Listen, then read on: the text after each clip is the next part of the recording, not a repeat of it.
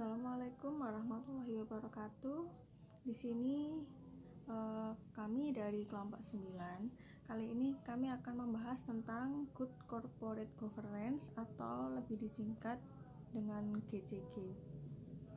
Sebelum kami presentasi, di sini kami akan memperkenalkan diri sebagai kelompok 9. Di sini saya Lutfa Nur Azimi, NIM 1716000025, dan teman saya Tri Yuniasari, NIM 1716000041. Dan saya Lulu Khairul Hasanah, NIM 1716000204. Definisi Good Corporation Governance. Menurut Komite Cadbury atau Cadbury Report, prinsip yang mengarahkan dan mengendalikan perusahaan agar mencapai keseimbangan antara kekuatan serta kewenangan perusahaan dalam memberi pertanggungjawabannya kepada para stakeholder khususnya dan stakeholder umumnya.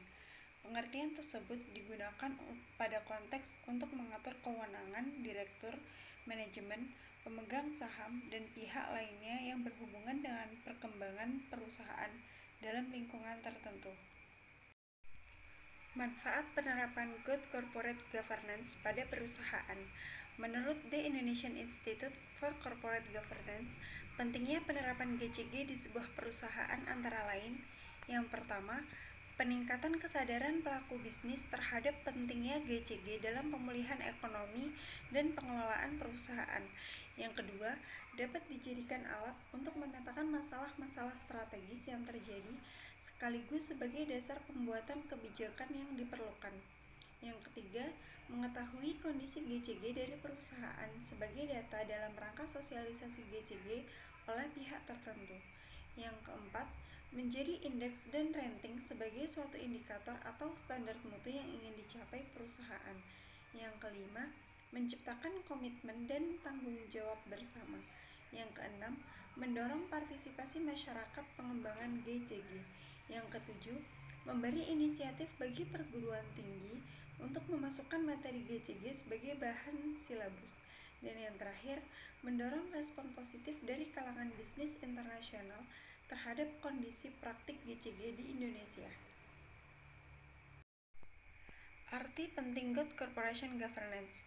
Dalam menjalankan sebuah perusahaan, GCG memiliki arti penting, yaitu yang pertama, meningkatkan kinerja perusahaan melalui terciptanya proses pengambilan keputusan yang lebih baik, meningkatkan efisiensi operasional perusahaan, serta lebih meningkatkan pelayanan kepada stakeholder.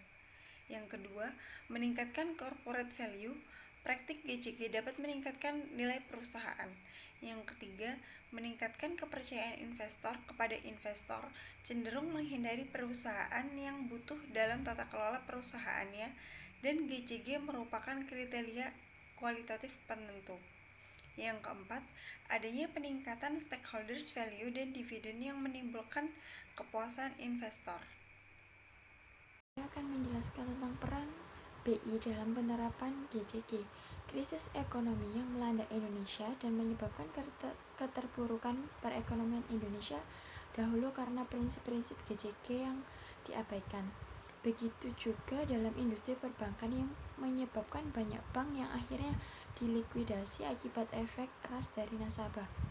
Apabila ada penerapan GCG dalam industri perbankan, maka akan terbentuk sistem check dan balance yang efektif. Peran yang harus dilaksanakan BI dalam kaitannya dengan GCG perbankan nasional yaitu ada peran peraturan, kemudian ada peran supervisi, yang terakhir ada peran koordinasi.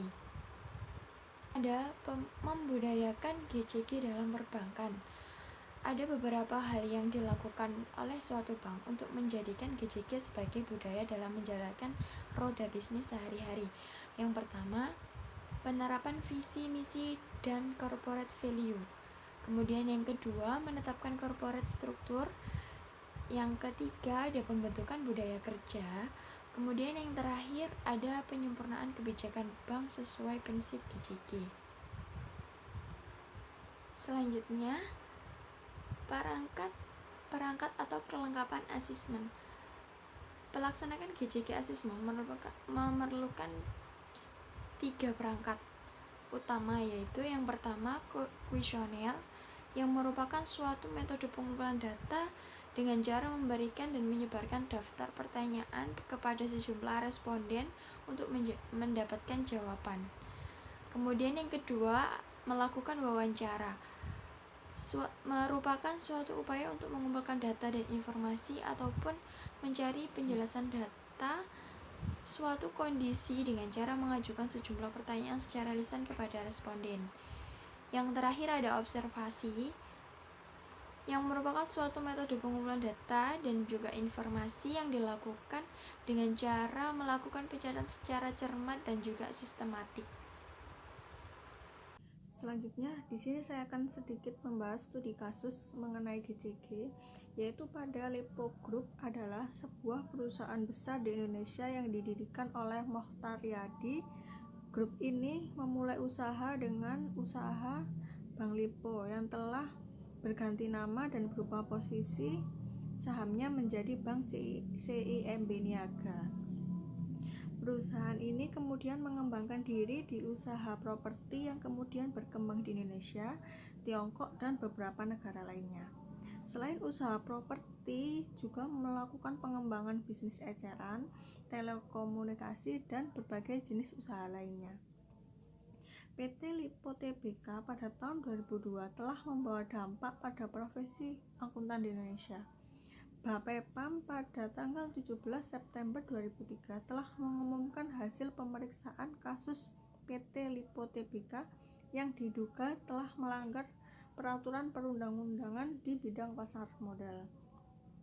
Hasil pemeriksaan tersebut antara lain adalah Bapepam menemukan 3 versi laporan keuangan PT Bank Lipo per 30 September 2002 yang semuanya dinyatakan audited. Yang pertama yaitu laporan keuangan PT Bank Lipo Tbk per 30 September 2002 yang diiklankan di Surat Kabar Harian Investor Indonesia pada tanggal 28 November 2002. Pemuatan iklan tersebut merupakan pelaksanaan kewajiban pada tanggal 28 November 2002. Pemuatan iklan tersebut merupakan pelaksanaan kewajiban PT Bank Lipo Tbk atas ketentuan Bank Indonesia.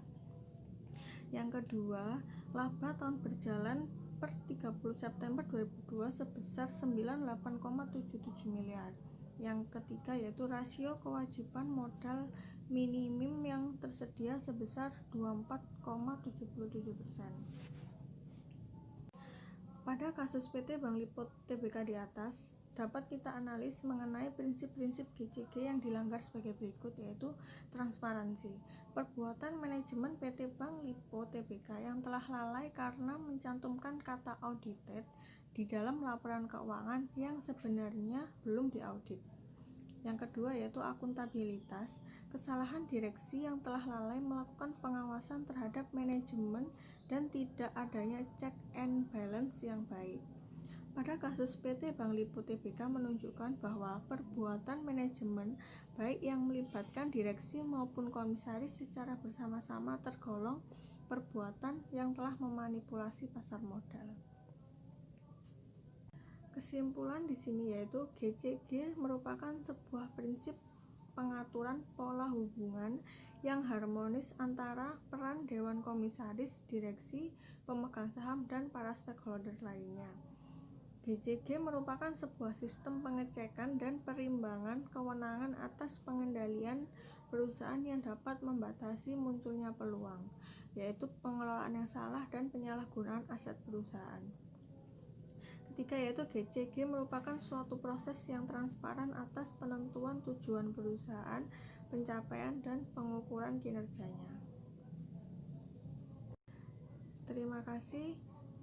Sekian presentasi dari kami.